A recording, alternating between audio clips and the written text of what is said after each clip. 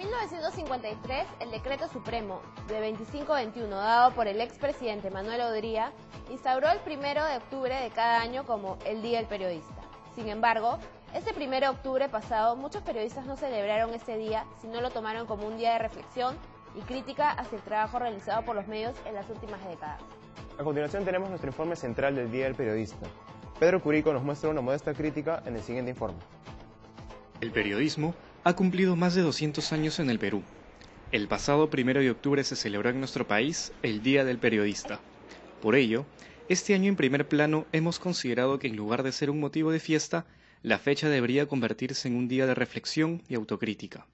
Esto es, porque la función que estamos ejerciendo los periodistas, le duela a quien le duela, se está realizando mal. Sin duda, el periodismo peruano permanece todavía en crisis. Luego de que algunos periodistas se vendieran descaradamente a la dictadura fujimorista, la credibilidad de nuestro oficio aún no se ha recuperado. La mayoría, empezando sobre todo por los dueños de los medios de comunicación, se prostituyeron, porque no hay otra palabra, y se allanaron a ser agentes de desinformación y de propaganda de la dictadura.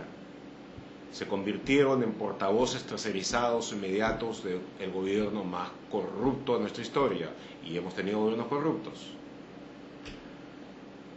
Y en consecuencia se convirtieron en la negación misma del periodismo, así como la prostitución es la negación del amor.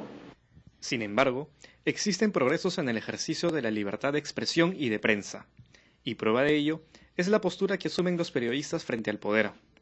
Posturas que en algunos casos, claro está, no permite que la verdad sea dicha de la manera como debe ser dicha. Es bueno que haya una pluralidad, puntos de vista diferentes y no una sola posición. El que haya puntos de vista diferentes es un valor, porque le permite a la audiencia, a los lectores, escoger lo que les parezca mejor, o sea, no tener una posición unísona, sino puntos de vista muy diferentes.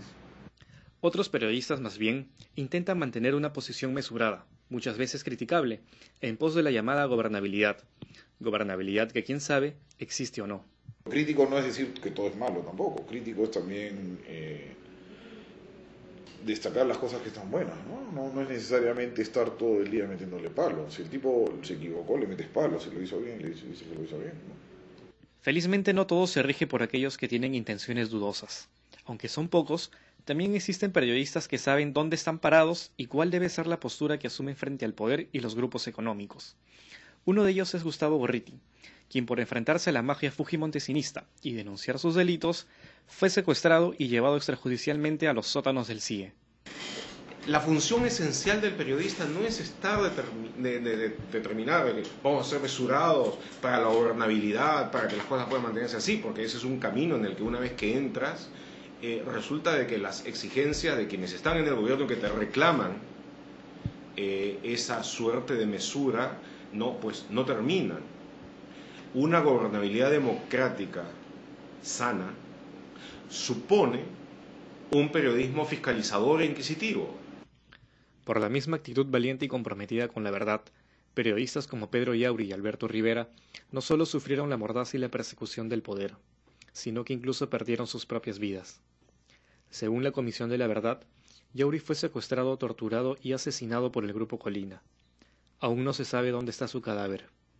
En el caso de Rivera, este fue asesinado por denunciar los malos manejos administrativos del exalcalde de Pucallpa, Julio Valdés. Increíblemente, las investigaciones...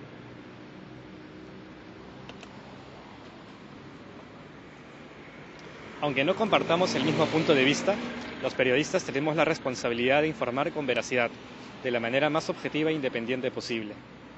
Y también hacernos la pregunta, ¿estamos haciendo el trabajo correcto?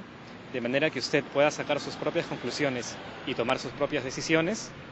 En primer plano, Pedro Curico. La verdad es que esta es una crítica al periodismo, pero a la vez necesaria. Para no dejar este tema en el aire, Pedro Curico, desde la plataforma Noticias, nos tiene una entrevista con un alumno de la UPC que nos contará lo que para él significa el Día del Periodista. Adelante, Pedro. Gracias, José Arturo y Pilar.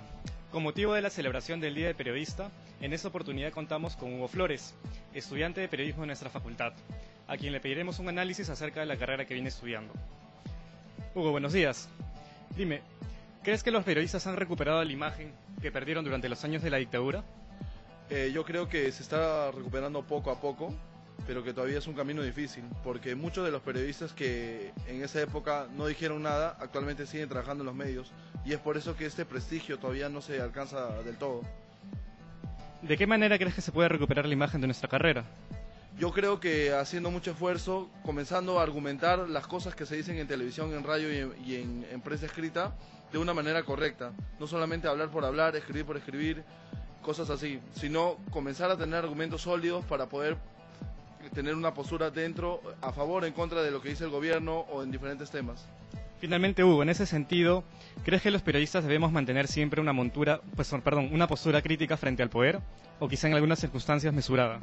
Creo que en algunas circunstancias debe haber un poco de mesura al momento de decir las cosas, pero eso no significa que se callen las cosas, es muy diferente. Yo creo que debe haber un poco de ambos para poder llegar a ser un buen periodista, ¿no? Gracias, Hugo. Regresamos con ustedes en estudios. Muchas gracias, Pedro. Ahora pasamos al interior. Tenemos un resumen de noticias sobre lo ocurrido esta última semana en el país. Pasemos a verlo. Del penal de Maynas de Quito construyeron un túnel de 30 metros de largo que les tomó 6 meses. El forado estaba camuflado en las paredes de la celda 3 del pabellón número 2, donde se encuentran recluidos reos vinculados al tráfico ilícito de drogas.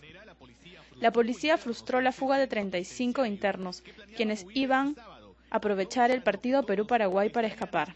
El Instituto Nacional Penitenciario iniciará las investigaciones necesarias para hallar a los responsables. Kenji Fujimori visitó Ayacucho, donde realizó un mitin que tuvo poca acogida. En este, se refirió a la actual situación de su padre. Además, habló de los peores años que sufrió esta región, asegurando que su padre contribuyó a vencer la violencia política que se vivió hace 20 años.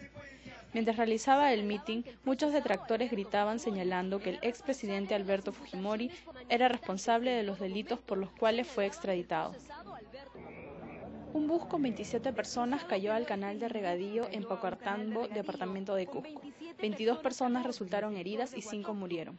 Todos eran campesinos en extrema pobreza y pertenecían al programa Juntos y se dirigían a cobrar 100 soles.